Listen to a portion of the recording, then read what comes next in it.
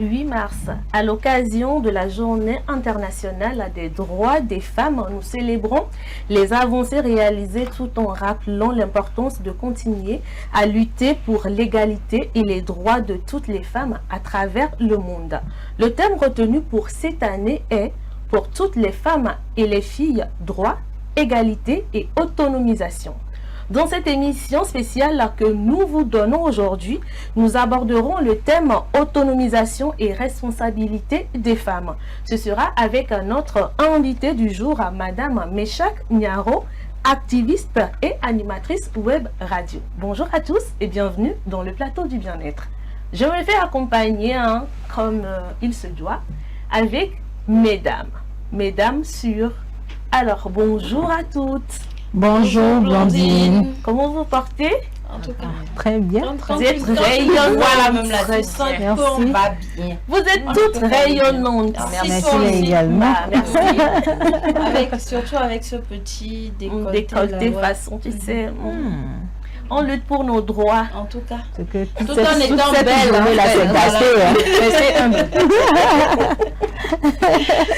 Alors, nous allons vous servir, chers téléspectateurs, un programme très enrichissant pour cette émission. Merci de prendre le rendez-vous et surtout rester câblés tout au long de cette émission. Nous allons y aller sans plus tarder avec le portrait des femmes qui ont eu à tout simplement marquer l'histoire et qui continueront quand même par marquer l'histoire. Eh bien, si la réalisation elle est prête, nous allons y aller avec la toute première image.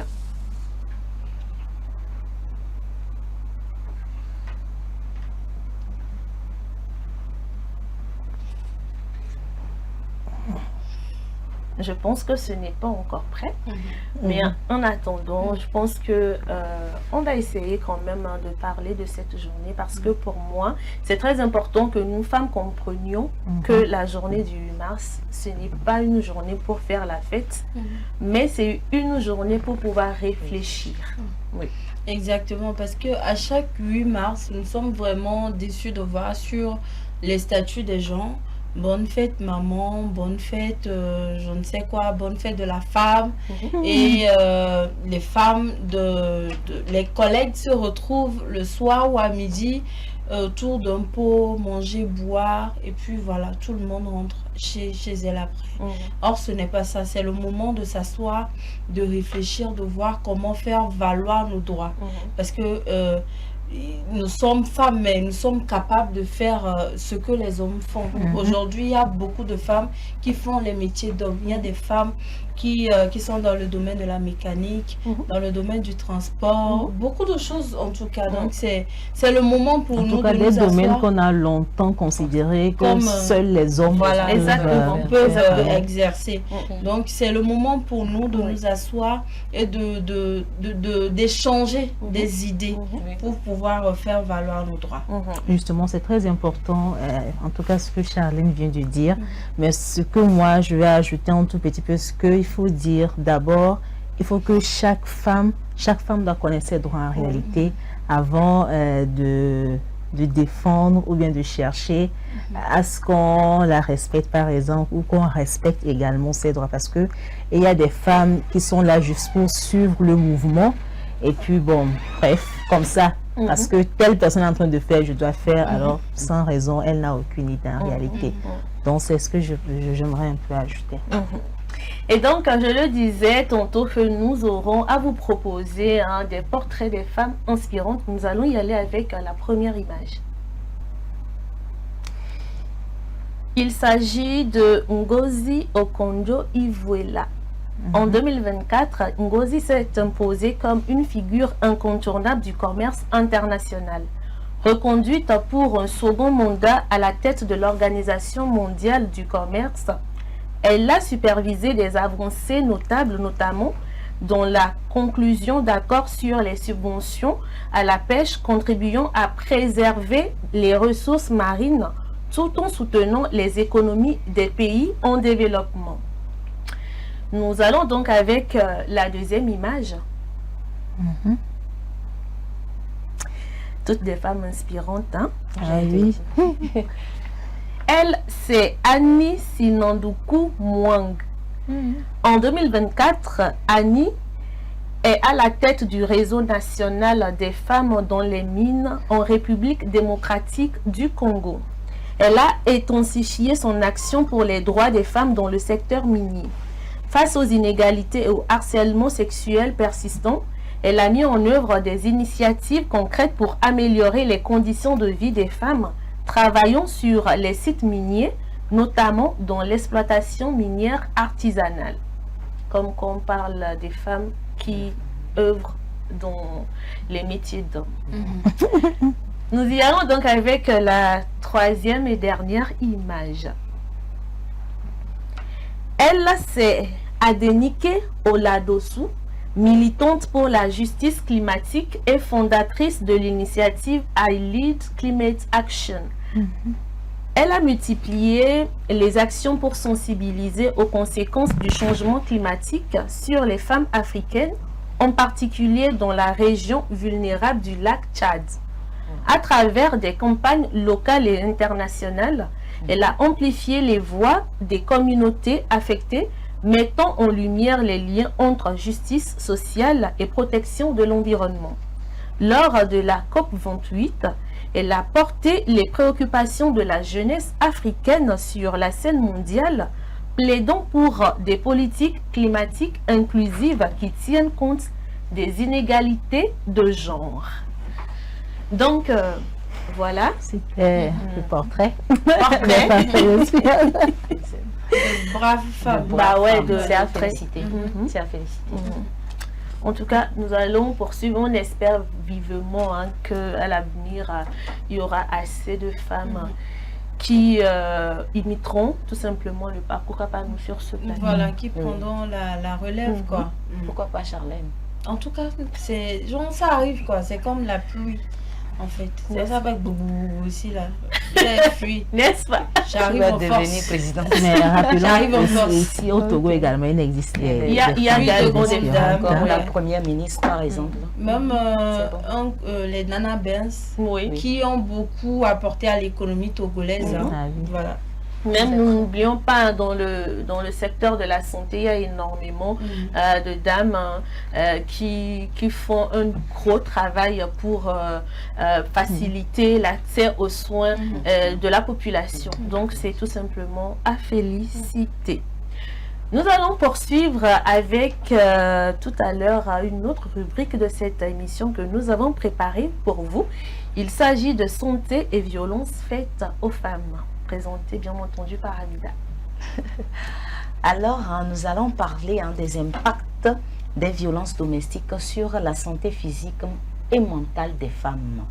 Les violences domestiques sont des impacts profonds et complexes qui affectent bien sûr la santé physique des femmes et surtout encore voir leur bien-être immédiat et peut-être même sur leur santé à long terme. Donc, voilà quelques exemples des impacts sur la santé physique. Nous avons des blessures, les impacts physiques peuvent provoquer des blessures visibles comme invisibles, des blessures visibles, des fractures, des plaies, etc. Et des blessures invisibles comme par exemple les coups, grâce aux violences, les coups de tête et de ventre qui peuvent entraîner des lésions internes. Nous avons aussi les problèmes de santé reproductive qui peuvent être dus aux violences sexuelles.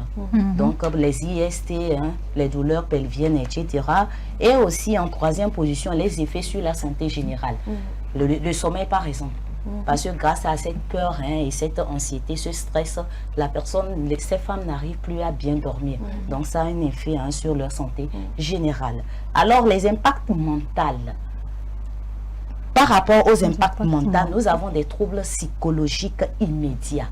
Quand je parle des troubles psychologiques immédiats, je veux parler des stress, de la dépression et des cauchemars. Oui. Et aussi, nous avons des sentiments d'impuissance et de honte. Parce que ces femmes se disent que je ne peux pas quitter mon foyer parce que je me suis mis là-dedans, donc je mérite ce qui m'arrive. Or que ce n'est pas le cas. Peut-être qu'ils peuvent trouver mieux ailleurs. Nous avons aussi des perturbations de l'image de soi et des risques accrus de troubles comportementaux.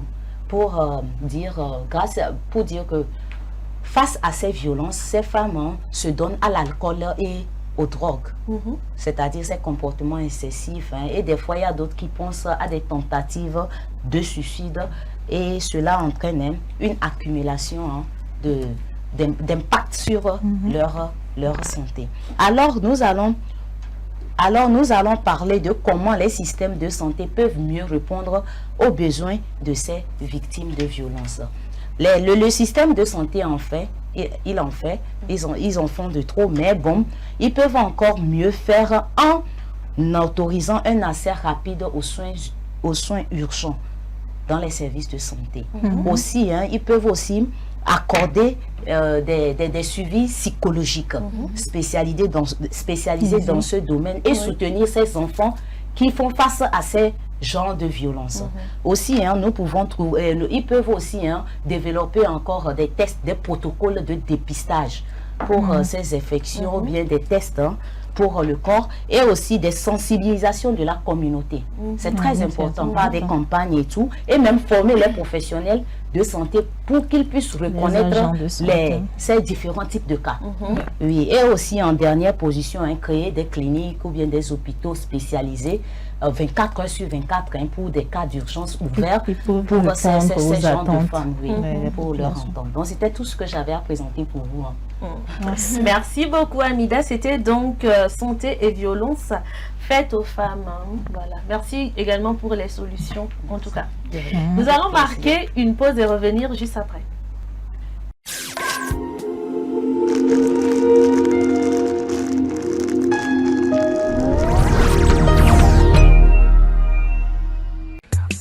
L'amour, c'est des hauts, c'est des bas. Et quand la femme dit non, c'est vraiment non. Mais rien ne vaut un petit cadeau pour raviver la flamme de l'amour. La femme se fait belle et sensuelle pour votre plaisir.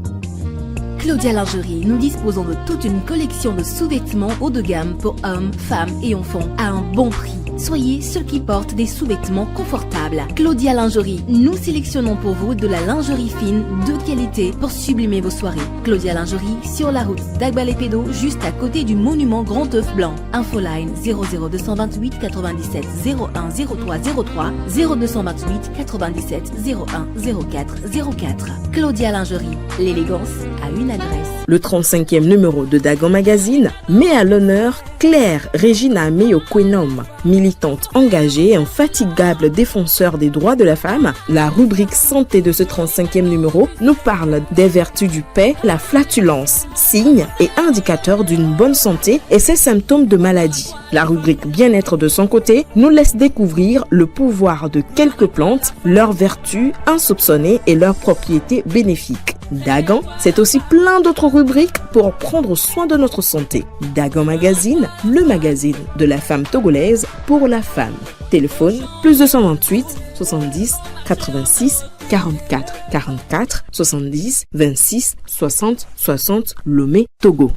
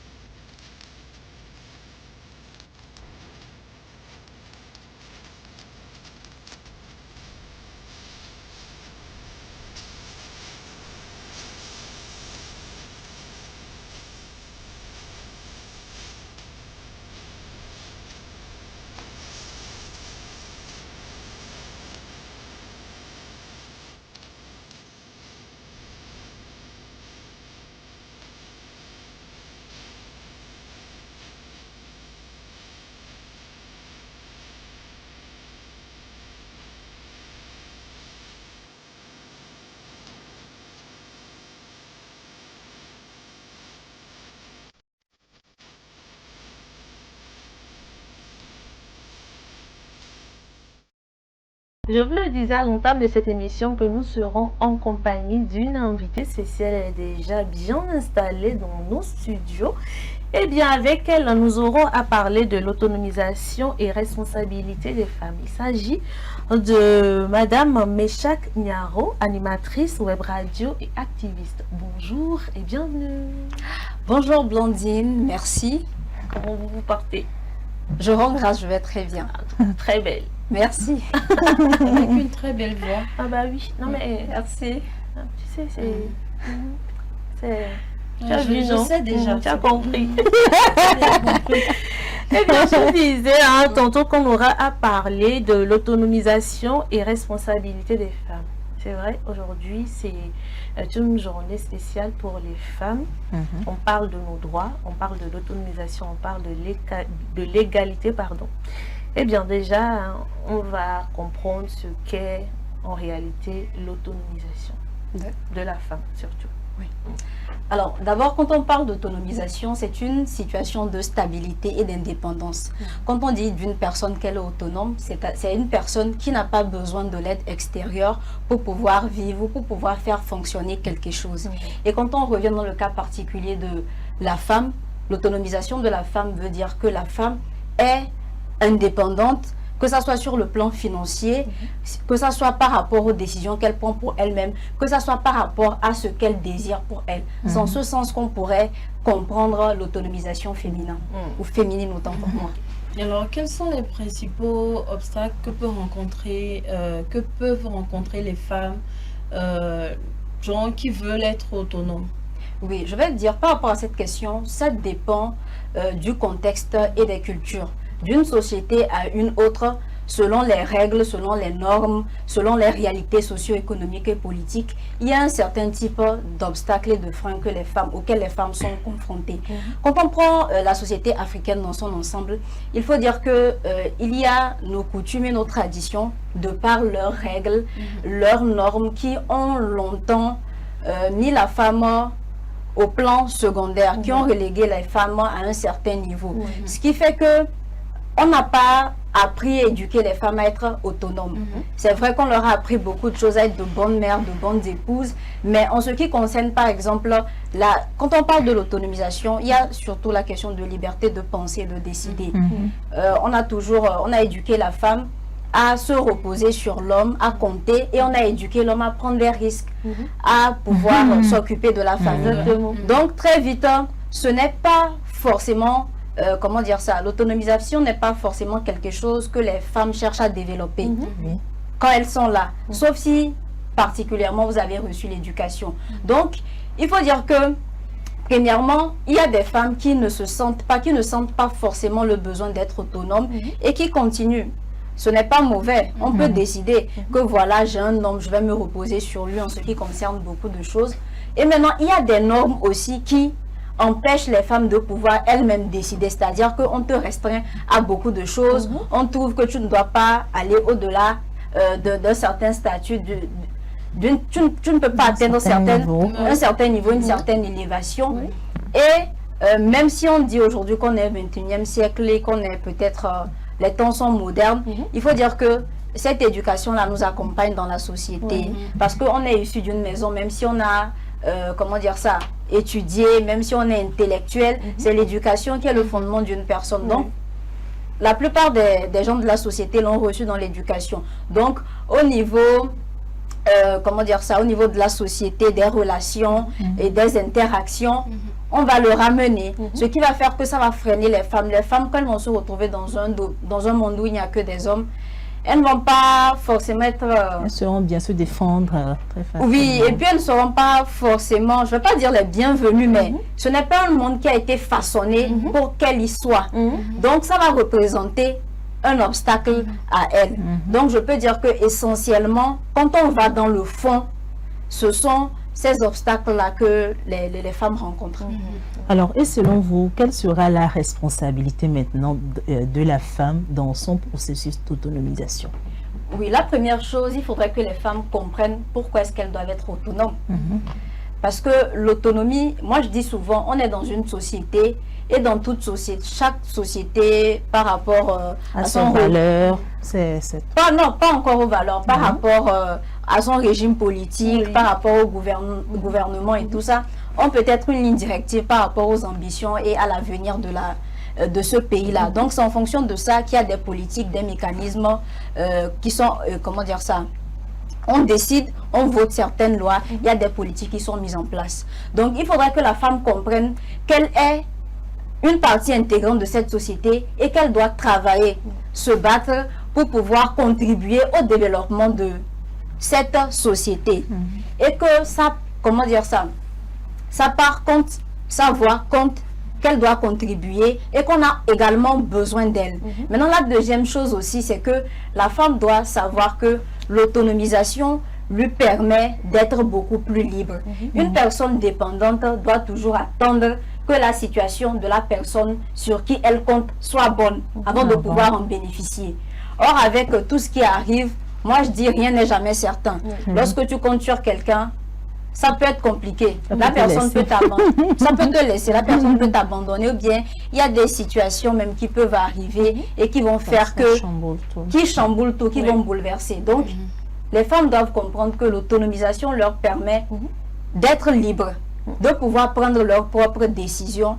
Et aussi l'autonomisation, elle est importante parce que ça permet d'emmener la société à un certain niveau. Et justement, continuons de parler de l'autonomisation. Il y a l'autonomisation économique qui est considérée comme un pilier central dans l'autonomisation des femmes en général. Alors, quels sont les obstacles que les femmes rencontrent généralement dans leur processus, que ce soit de l'entrepreneuriat ou bien de l'accès à l'emploi? Vous pouvez répondre à la question. Ok. L'autonomisation économique est citée généralement comme un pilier, comme un pilier central de l'autonomisation des femmes. Alors, quels sont les obstacles que les femmes rencontrent dans le processus qu'elles ont par rapport au fait d'entreprendre ou carrément dans l'accès à l'emploi ou à l'entrepreneuriat. L'accès à l'emploi, d'accord. Il faut reconnaître que il y a de cela seulement quelques décennies qu'on a commencé par faire la promotion de l'éducation des filles et des femmes. Et c'est peut-être les femmes de cette génération, depuis peut-être les années 90 et 2000, que vraiment on met l'accent sur la scolarisation des filles et des femmes. Maintenant, pour avoir accès à des emplois bien rémunérés dans cette société, vous êtes d'accord avec moi qu'il faut avoir un certain nombre de diplômes. Oui. Donc, je vais dire que là-bas, c'est un premier obstacle. Parce que si on prend peut-être nos mamans ou des femmes qui sont beaucoup plus âgées, il y en a qui ont pu se démarquer, il y en a qui ont été scolarisées, qui aujourd'hui sont de grandes femmes. Mais pour la plupart de ces femmes qui n'ont pas eu cette chance, qui se sont dirigées vers d'autres secteurs, qui aussi ont réussi à s'en sortir. Les Nana Benz, par exemple. Voilà, les Nana Benz, les femmes du secteur informel qui ont réussi vraiment à se tailler une place et à avoir une image de marque. Maintenant, là, comme je le disais tantôt, le premier obstacle, c'est l'éducation. Aujourd'hui, pour pouvoir viser bien, très haut, avoir un bon salaire, il faut avoir de très grands diplômes, de grands diplômes. L'autre chose que je dirais, c'est que les femmes elles-mêmes n'arrivent pas à prendre le risque, ne prennent pas assez de risques. Même dans l'entrepreneuriat, il faut dire que les femmes sont dans une certaine zone de confort. Elles vont... généralement, quand on dit on veut entreprendre, les conseils qu'on donne, c'est de trouver dans le milieu le manque qu'il y a et de répondre aux besoins. Ça, c'est tout à fait normal. Mais il faut dire que les hommes, ils vont peut-être voyager, essayer de tenter de nouvelles expériences, mais les femmes, elles vont se contenter peut-être de faire comme peut-être les mamans, être dans l'esthétique, être dans tout ce qui est beau. Et puis, c'est pas mauvais. On a éduqué même la femme longtemps, on continue par le faire, à vraiment prendre soin d'elle, à maximiser sur sa beauté. Donc, généralement, quand elle va vouloir se lancer, c'est à ça qu'elle va penser. Et il faut dire que comme c'est un monde de femmes, elle s'y connaît, elle le comprend, elle l'a vécu. Alors qu'un monde d'hommes, ça fait partie des autres obstacles que je vais citer. Généralement, quand une femme essaie d'être ambitieuse, c'est un peu compliqué. Il y a les questions de... Ah, vous avez ri. C'est vrai en plus. C'est vrai en plus. C'est un peu compliqué. C'est un peu compliqué parce que Aujourd'hui, il y a certaines politiques de promotion du genre féminin, mais il faut reconnaître que les conditions ne sont pas encore remplies pour permettre aux femmes de se sentir à l'aise dans un certain environnement de travail. Par rapport aux travaux administratifs et tout ça, fonction publique et tout, vous allez voir que dans les débuts, ça a été aménagé pour les hommes de telle manière qu'ils s'y sentent à l'aise. Aujourd'hui, pour que les femmes puissent être là-bas, il faudrait aussi que des conditions soient remplies qui respectent les besoins, les valeurs et, comment dire ça, les sentiments des femmes aussi. Vous voyez, ce n'est pas encore rempli, donc c'est un obstacle. Et il y a les questions de harcèlement en milieu professionnel. Ça c'est un autre débat. Je pense même que c'est le primordial, franchement. Oui. Et maintenant, à côté, comme je parlais tantôt des femmes qui ne prennent pas le risque, elles vont venir peut-être dans un milieu dominé par les hommes. Il y a cette intimidation. Elles n'osent pas. Elles n'osent pas. Il y a cette intimidation parce que déjà, tu as toujours vécu avec les femmes à l'école, sur les bancs, à l'université, tu es resté avec les femmes. Maintenant, tu te retrouves avec des hommes. Et surtout, vous savez que les femmes comprennent très bien le langage subtil. Quand tu viens, tu sens qu'on ne t'aime pas forcément ou qu'on trouve que tu n'as pas ta place. Parfois, il y a des rumeurs aussi qui circulent comme quoi tu as passé par le canapé. Oui, il y a de ces situations. Et généralement, c'est pas pour tirer sur les hommes, mais quand tu te retrouves dans un domaine où il y a beaucoup d'hommes, à travers leur attitude, ils vont vouloir t'obliger ou bien te faire comprendre qu'il faut faire beaucoup pour leur prouver que tu mérites ta place. Que tu mérites ta place. Parce que généralement, quand une femme atteint un niveau, on se dit, ah, peut-être qu'elle a un parent quelque part, c'est l'épouse de quelqu'un. Elle n'a rien dans la tête. Elle n'a rien dans la tête, ou bien voilà. Sauf si peut-être on la connaissait depuis, c'était une femme qui a excellé, on la voyait. Mais quand elle est sortie de l'homme, même si elle a eu ses diplômes depuis et que c'était une femme discrète, on va vouloir qu'elle prouve qu'elle mérite ce poste. Donc, quelque part aussi, ça devient un obstacle à cette famille. Il y en a qui n'arrivent pas à tenir avec les moqueries, les insultes. Et même dans certains milieux professionnels, même, les hommes auront le réflexe lorsqu'il s'agira peut-être, vous venez en salle, d'arranger la salle directement, il ne va pas se sentir concerné, même si peut-être tu es responsable, tu as un poste un peu plus élevé que lui, ils vont forcément vouloir te reléguer à ce poste-là. Parfois, naturellement, ils vont se sentir butés par ton autorité si tu es leur chef. Donc, lorsqu'il n'y a pas une préparation à la maison, bien au cours de ton cursus, à travers les stages, tu n'as pas peut-être... tu n'as pas su t'imposer aussi souvent. Oui, ça vient aussi de l'éducation, du milieu. Si tu n'as pas pu vraiment te battre, affirmer ta personnalité, quand tu rentres dans ce domaine, ça devient très, très compliqué. Donc, voilà de manière assez détaillée les différents obstacles. Bon, c'est vrai qu'aujourd'hui, les mentalités ont un peu changé. Plusieurs femmes veulent être autonomes, on prône l'égalité du genre. Mais nous remarquons que plusieurs d'entre nous ne veulent pas se jeter au métier des hommes. Quelles peuvent être les raisons? Pourquoi est-ce que les femmes ne veulent pas se lancer dans les métiers d'hommes? Je pense que peut-être avec le temps, il faudrait corriger aussi ça, ne plus dire les métiers d'hommes. Peut-être que c'est la raison pour laquelle les femmes ne se sentent pas concernées. Parce qu'une femme est différente d'un homme. Et si on estime que c'est un métier d'homme, pourquoi y aller? Et il faut reconnaître aussi que les femmes ne prennent pas les risques, assez de risques, et aiment beaucoup rester dans leur zone de confort. Parce qu'elles ont la peur de l'inconnu, et elles ont peur d'être jugées. Et même il y a une étude qui prouve que lorsque la femme n'est pas sûre à 70%, d'avoir les compétences qu'il faut pour un poste, elle ne postule pas. Parce qu'elle se dit, certainement, si je vais me faire lyncher, on ne va pas me considérer, on ne va pas me respecter pour ce que je suis. Donc, c'est c'est une forme de blocage pour ces femmes-là. Et généralement, on va vouloir être peut-être dans ce qui marche déjà. On a vu nos mamans, peut-être nos soeurs exceller dans un domaine, et puis se retrouver quelque part où il n'y a que des hommes. Généralement, dans les métiers d'hommes, assez répandus, ce sont des métiers où peut-être on demande beaucoup d'exercice physique. Donc, elle va se dire peut-être que je n'ai pas la force, à un moment donné, je vais vouloir accoucher. Donc, peut-être que ça va me créer des problèmes de santé. Je n'ai pas envie de m'aventurer là-bas. Et il faut aussi dire que parfois, on n'a même pas besoin de force physique, mais on a juste besoin, comment dire ça, d'un exercice intellectuel. De ta capacité de réfléchir, de ton intelligence, mais elles auront cette réticence, peut-être parce que à un moment donné, au moment où elle a fini d'avoir ses diplômes, elle est prête à se marier, le mari va lui dire « Ah, je veux t'épouser, je ne veux pas te retrouver dans ce genre de domaine. » Les hommes là-bas vont te harceler, ou bien tu seras emmené peut-être à commettre des infidélités. Et puis il y a parfois la famille qui va dire, mais pourquoi aller là-bas? Le regard de la société, on va te juger. Mais tu es une fille, tu es belle comme ça, pourquoi est-ce que tu vas te diriger là-bas? Il y a d'autres métiers, tu n'es pas considéré. Donc ce qui fait que finalement, on va être dans la zone de confort et puis on va être à l'aise, choisir ce qu'on a l'habitude de faire. Alors, généralement, les défis d'autonomisation, en tout cas, des femmes vivant dans les zones un peu reculées sont carrément différents, en tout cas des autres femmes qui sont en ville et tout. Comment est-ce que, ou bien quel conseil avez-vous à l'endroit de ces femmes-là pour qu'elles arrivent également à prendre en main leur autonomisation?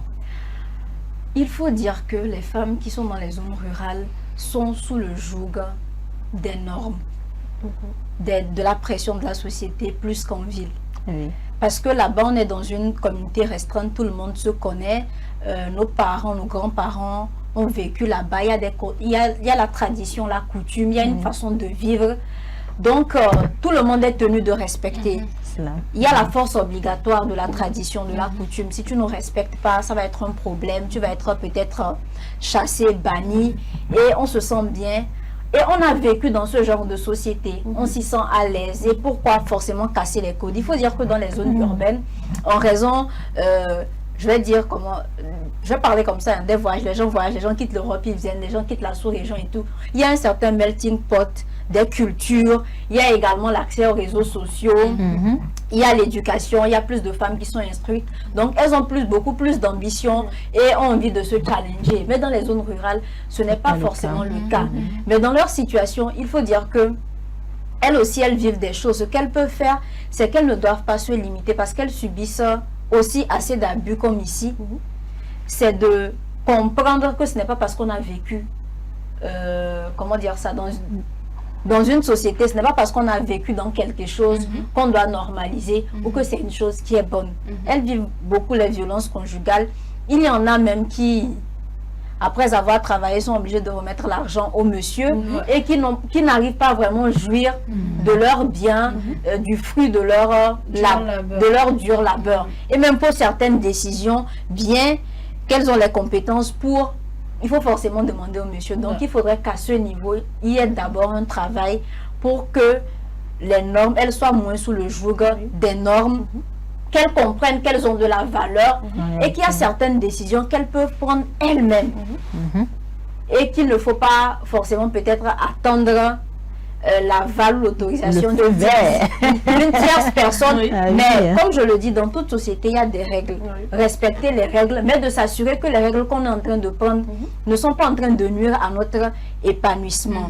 Et maintenant, par rapport à ce qu'elles gagnent, des travaux qu'elles font dans leur communauté, de se challenger. Dans les villages, il y a les matrones, il y a les infirmières, il y a les institutrices, il y a les femmes qui travaillent au niveau des agences de voyage et tout. C'est aussi de se dire, ok, peut-être que j'ai un potager, peut-être qu'avant j'allais au champ, mais je souhaite que ma fille devienne matrone, devienne infirmière, donc je vais me battre pour. Et lorsque aujourd'hui, elles font généralement dans ce genre de communauté, elles font des tontines, elles sont abonnées aux microfinances, aux coopératives et tout. C'est lorsqu'on prend cet argent, peut-être penser à épargner encore, ou bien à financer l'éducation de ses enfants et surtout des filles en particulier parce que elles vont être la relève et aussi de pouvoir prendre soin d'elles-mêmes avec cet argent et savoir que ce qu'elles ont gagné leur appartient. Et justement, parlons des femmes en général. Moi, j'aimerais m'intéresser à comment est-ce que les femmes peuvent se soutenir pour défendre leurs droits dans la société. Parce que si telle personne défend son droit de ce côté, telle personne aussi le fait de l'autre côté, je ne pense pas que ça puisse aller rapidement. Comment elles doivent se soutenir mutuellement pour défendre véritablement leurs droits dans la société? Se soutenir. je ne sais pas dans quel sens vous parlez de soutenir, avoir peut-être une communauté, être dans des associations, ou bien vous parlez de quoi par rapport au soutien, la solidarité dont vous parlez? Ça dépend, hein. Elles peuvent être dans une entreprise et se soutenir. Elles peuvent être dans une même communauté, se soutenir. Elles peuvent être dans une même société, en tout cas, et se soutenir. Ça dépend de la vision qu'elles auront chacune, en fait. C'est de ce genre de soutien. Je ne sais pas si vous voyez un tout petit peu. Oui, ce que je dirais par rapport à ce sujet, peut-être que les gens n'ont pas partagé mon avis, mais les femmes doivent comprendre le pourquoi des droits des femmes. C'est pas lorsqu'on ne comprend pas pourquoi que peut-être on devient un obstacle, on devient un ennemi ou bien on s'oppose à cela. Mis à part les associations, les organisations, les communautés où on peut se réunir, bon, moi je me dis, selon l'éducation, la personnalité qu'on a, il n'y aura pas forcément d'affinité entre nous. Mais savoir aujourd'hui que, par exemple, quand je suis dans une entreprise et je sens que ma collègue femme est victime de boycott, peut-être parce qu'elle a refusé des avances d'un monsieur, et que je me tais ou que je continue pas à propager les rumeurs, demain ça va m'arriver. Ça ne veut pas dire que je dois forcément être amie avec Blandine. Justement. Je ne dois pas forcément être amie, mais de savoir qu'il y a certaines choses. C'est en ça que moi, j'aime beaucoup les hommes et aussi les Européens, leur capacité d'anticipation et en même temps de prévision des choses. Pourquoi? Parce que quand il y a certains fléaux qui commencent, certaines situations, le blanc, il voit loin.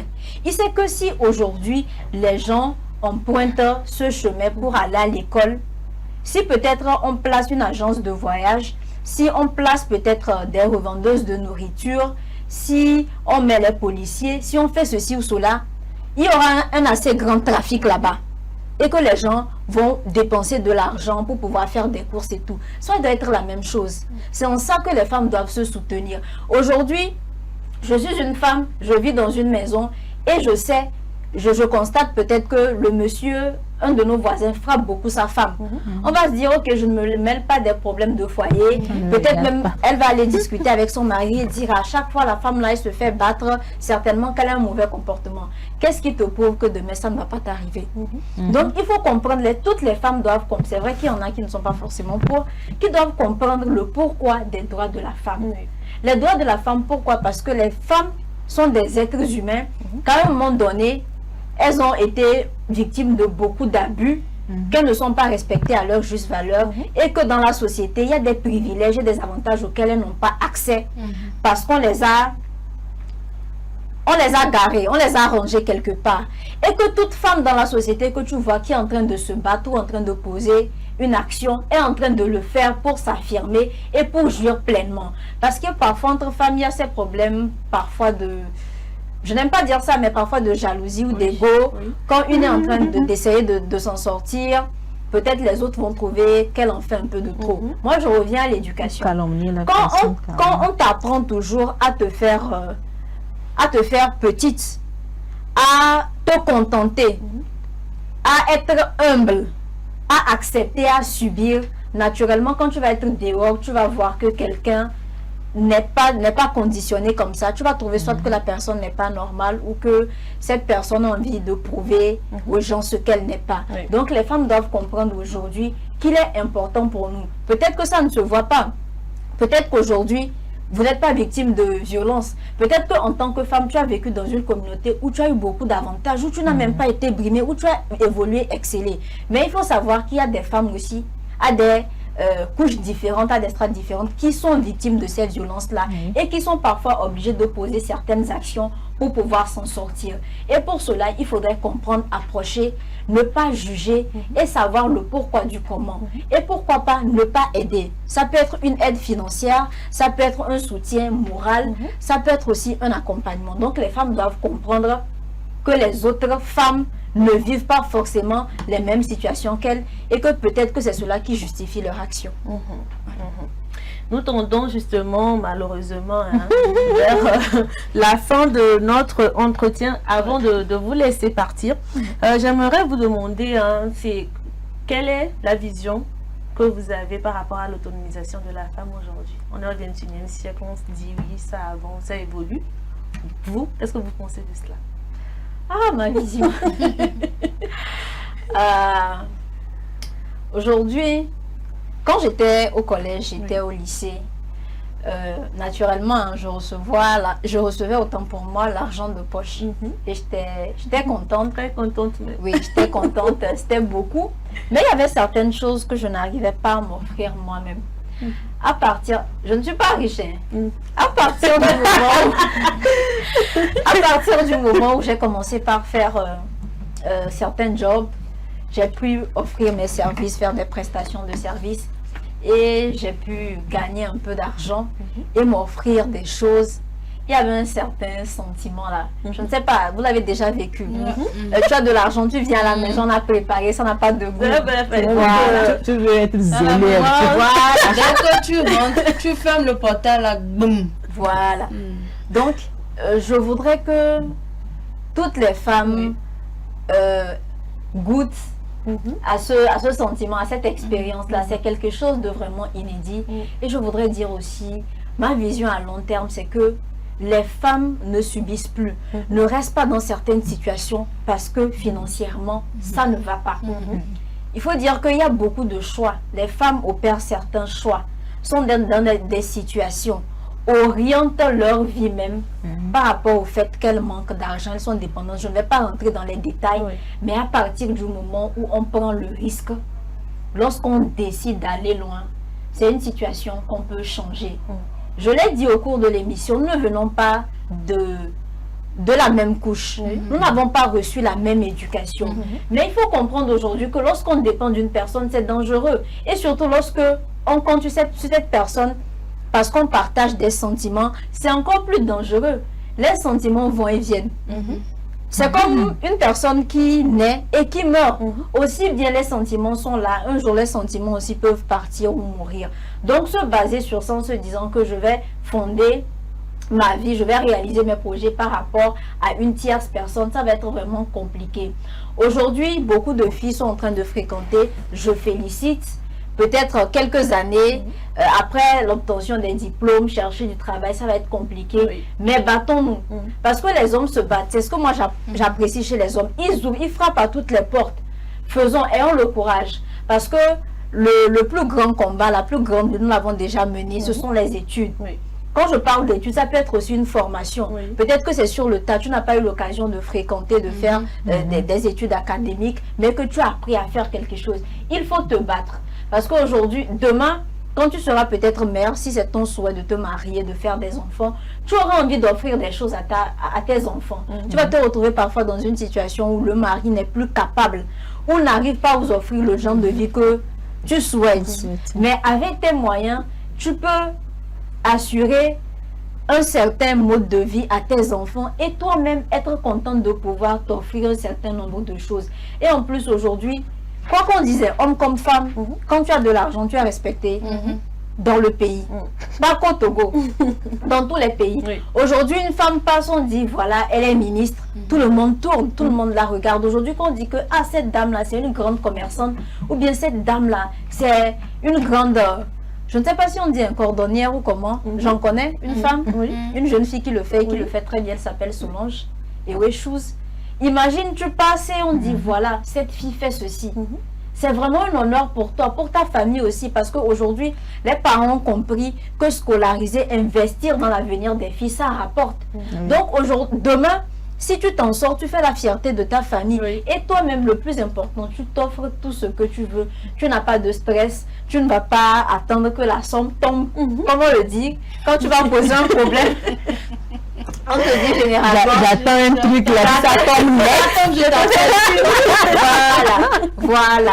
Et puis quand tu es dépendante aussi, tu vas subir des choses sur les humiliations, les violences et tout. Mais quand tu arrives à t'en sortir, et que oui, ce n'est pas mauvais de dire que je veux quelqu'un qui va m'accompagner, mais quand tu en as déjà... Fais ta part aussi d'abord. Quand tu fais ta part, quand tu en as pour toi, et que cette personne vient ajouter, c'est beaucoup. Ça passe. Le level est vraiment up. Merci beaucoup Madame Meshak Nyaro d'être passée dans cette émission, surtout en cette journée spéciale où nous nous battons pour nos droits. En tout cas, ce fut un réel plaisir de vous avoir reçu dans cette émission. Je rappelle que vous êtes animatrice web radio et surtout activiste. Donc on parle de ça, vous comprenez déjà. Merci. Merci. Eh bien, nous allons marquer une pause, chers téléspectateurs, et poursuivre.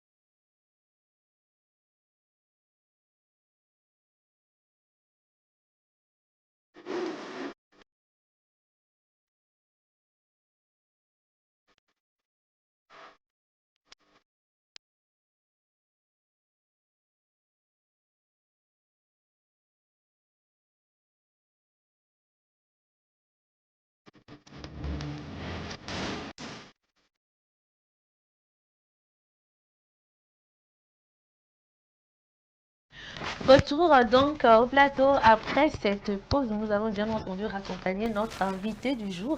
Nous allons poursuivre cette émission avec une nouvelle rubrique que nous avons préparée pour vous. Il s'agit de l'alimentation et des bien-être des femmes. Quand on parle d'alimentation, vous savez qui s'y colle. Maman a mangé. En tout cas, on va faire comment? Nous sommes là pour ça. Donc nous allons parler de l'alimentation et du bien-être de la femme. Oui. Nous savons tous que c'est lié, l'alimentation et le bien-être. Par l'alimentation, on peut être en bonne santé et également par l'alimentation, on peut avoir des petits bobos et aller à l'hôpital et tout. Donc, ce que je vais vous proposer aujourd'hui, c'est l'alimentation que je propose pour les adolescentes, pour les femmes enceintes, également pour les femmes ménopausées. Donc, pour les adolescentes, ce qu'il faut faire, c'est de faire le plein de fruits, hein, fruits et légumes, on le dit toujours. Manger 5 fruits et légumes par jour, ça fait du bien à la santé. Également, il faut prendre assez de produits laitiers et de féculents, pain, riz et les pâtes. Voilà. Il faut diminuer les sucreries, tout ce qui est sucreries, viennoiseries, hein, croissants, pain au chocolat, etc. Pour avoir une meilleure santé. Donc, ça c'est pour les adolescentes. Maintenant, nous allons parler de l'alimentation des femmes enceintes. Ce qu'il faut savoir, c'est qu'en début de grossesse, il faut consommer des aliments riches en fer. Vous pouvez prendre de la viande rouge, du poisson et de la volaille, autant pour moi. Les femmes enceintes peuvent également consommer tout ce qui est lentilles, haricots secs, épinards, les fruits séchés, les céréales. C'est très très bon pour leur santé également, pour la santé des bébés. Et elles peuvent également consommer les légumes verts, comme de l'épinard. Bon, j'ai déjà cité l'épinard, les petits pois, l'haricot vert, ainsi que les graines.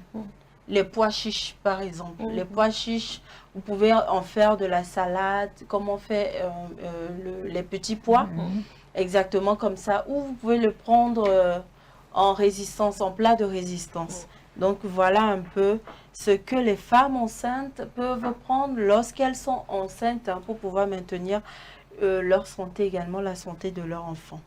Maintenant, nous allons passer à nos mamans. La plupart du temps, les femmes qui sont ménopausées, ce sont des mamans. Et ce qu'il faut savoir, c'est qu'il faut adopter un régime alimentaire sain, équilibré, riche surtout en calcium.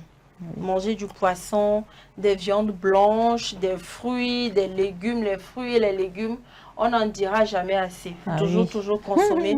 Ça, c'est pour chaque tranche d'âge. Et il faut privilégier pour nos mamans ménopausées de l'huile d'olive et de l'huile de colza. Éviter la charcuterie et les viandes rouges en excès. Ce qu'il faut retenir chez les mamans, c'est surtout les viandes blanches, poulet, tout ce qui va avec, le poisson également, et éviter beaucoup la viande rouge. Donc voilà un peu ce qu'il faut faire pour avoir une alimentation équilibrée, saine pour chaque tranche d'âge et puis pour les mamans enceintes. Voilà. Merci beaucoup, Charlène. Je vous en prie. C'est très important. Il faut être en bonne santé pour pouvoir défendre nos droits. Parce que la nourriture, c'est notre premier médicament. Donc, il faut être très attentif. Il faut également connaître votre corps. Si vous mangez des trucs et vous voyez que ça ne va pas, ça vous cause des bobos, il faut carrément laisser ou aller consulter. Changer d'alimentation. Voilà, il faut consulter un nutritionniste et puis ou vous allez aller à l'hôpital voir un généraliste. Ça dépendra de vous. Donc voilà un peu. Le tour sera joué. Merci beaucoup, Charlène. Je vous en prie. Nous allons sans transition aucune aller à présent vers maman na astuce. Maman na astuce. Est-ce qu'on peut faire une émission spéciale du 8 mars sans astuce? Neva. Neva. Aujourd'hui, on va nous donner des astuces pour entretenir notre beauté, pour qu'on ait, voilà, je ne vais pas trop parler, parce qu'elle risque de me dire, Blondine, ce que tu es en train de dire là, donc je vais la laisser. On parle de beauté et de bien-être des femmes. Justement, on parle de beauté et de bien-être de femmes, mais on ne va pas trop ici donner tellement des astuces pour être bon. Peut-être qu'on peut revenir sur ça un peu effleuré ici. Mais comme aujourd'hui on parle des droits des femmes, il faut savoir que la beauté et le bien-être également fait partie des droits en ce qui concerne aujourd'hui l'évolution des droits des femmes tout simplement. Alors c'est ce qu'il faut retenir premièrement. Deuxièmement, il faut savoir que alors être belle déjà, quelqu'un qui peut nous complimenter ou qu'on cherche à se faire complimenter, pardon, c'est d'avoir déjà une confiance en soi. Et généralement, chez les femmes, c'est plus recommandé et comparé aux hommes, on va le dire ainsi, parce que déjà, les femmes ont des mémoires un peu, je dirais, fragiles. En tout cas, souvent comme des bébés et tout, mais souvent on joue un peu, on joue à des malines et tout, mais on a besoin qu'on nous complimente pour se sentir un peu confiante. Tu es belle, waouh, déjà même ça réconforte quelqu'un. Alors, à partir d'aujourd'hui, comprenez que cela fait partie également des droits des femmes. Ah oui, hein, quand on dit il ne s'agit pas de travailler comme un homme, de faire ceci comme un homme, mais en réalité, lorsque par exemple on te réprimande par exemple ou on t'insulte par rapport à ta forme, à ton corps et tout, ça ne passe pas en réalité et ça peut toutefois changer carrément de choses chez ces femmes-là, ce n'est pas du tout bon.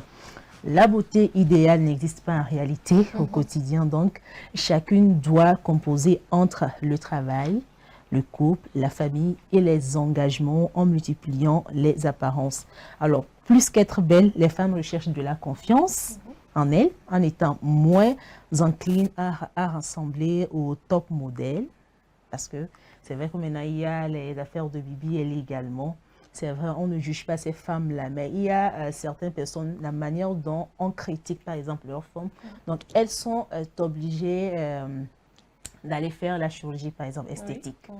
Bon, c'est vrai qu'il y a des conséquences derrière, mais lorsqu'on peut faire quelque chose juste pour se sentir un peu belle, se sentir un peu aimée, se sentir un peu confiante, il faut le faire, mais penser également aux conséquences et puis chercher à avoir assez de conseils, assez d'informations sur ce que vous allez faire en réalité avant de commencer ce projet, je vais le dire ainsi.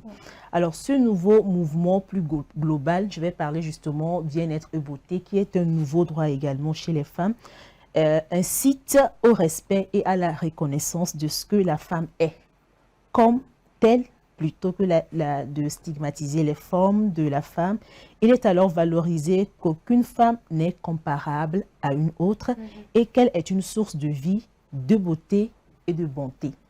C'est très important, même si à la maison, il faut essayer avec, je vais parler des hommes aussi, hein, essayer à un moment donné de complimenter votre femme et tout. Elle se dira, oui, quand même, ça passe quoi. Elle se mettra beaucoup plus en confiance. Oui, surtout en cette journée, c'est très important. Alors, ce droit au bien-être est aussi fondé sur une nouvelle ère du rapport à soi et à la planète qui monte dans notre société. Se sentir belle avec son corps tel qu'il est en mots, en images et en gestes. Se sentir belle selon sa propre culture et non plus selon les normes masculinistes. C'est très important parce qu'il y a certaines femmes également qui font des choses parce que mon homme n'aime pas tant, par exemple.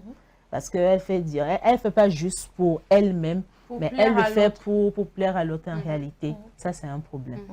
Et ça me pousse maintenant à parler de la maladie, de la beauté. Vous savez de quoi il s'agit? C'est encore quoi ça?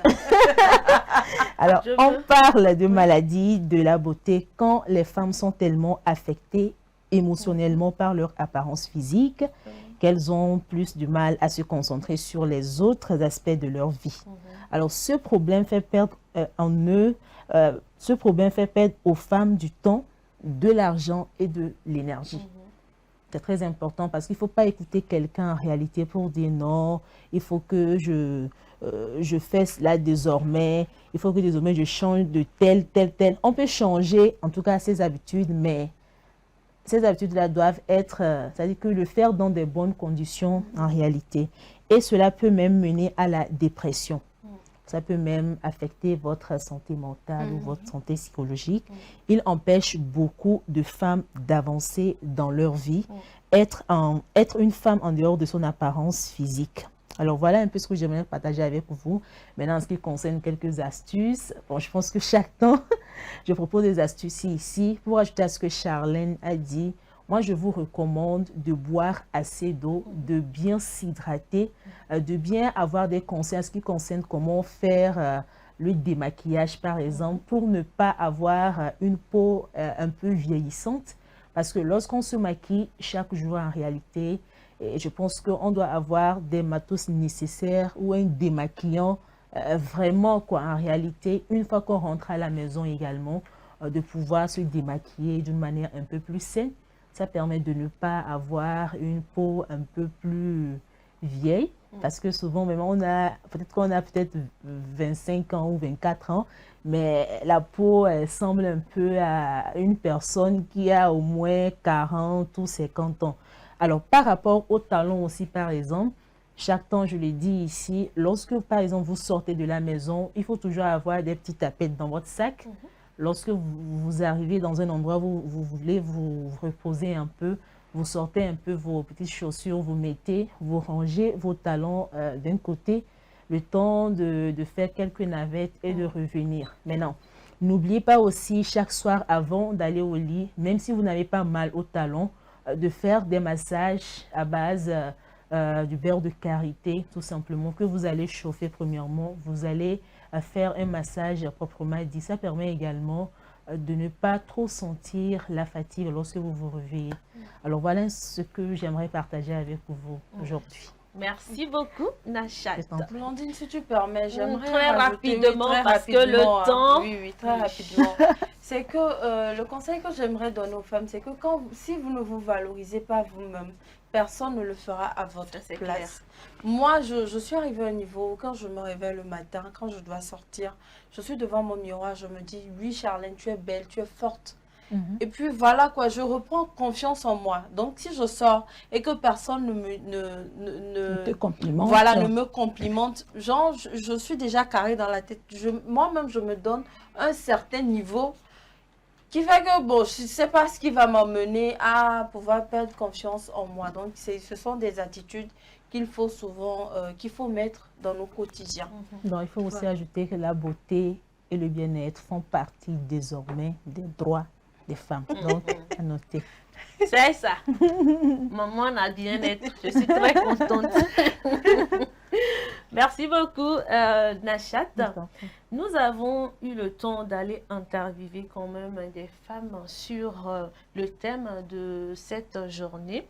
Le thème que je vous rappelle d'ailleurs, pour toutes les femmes et les filles, droit, égalité et autonomisation.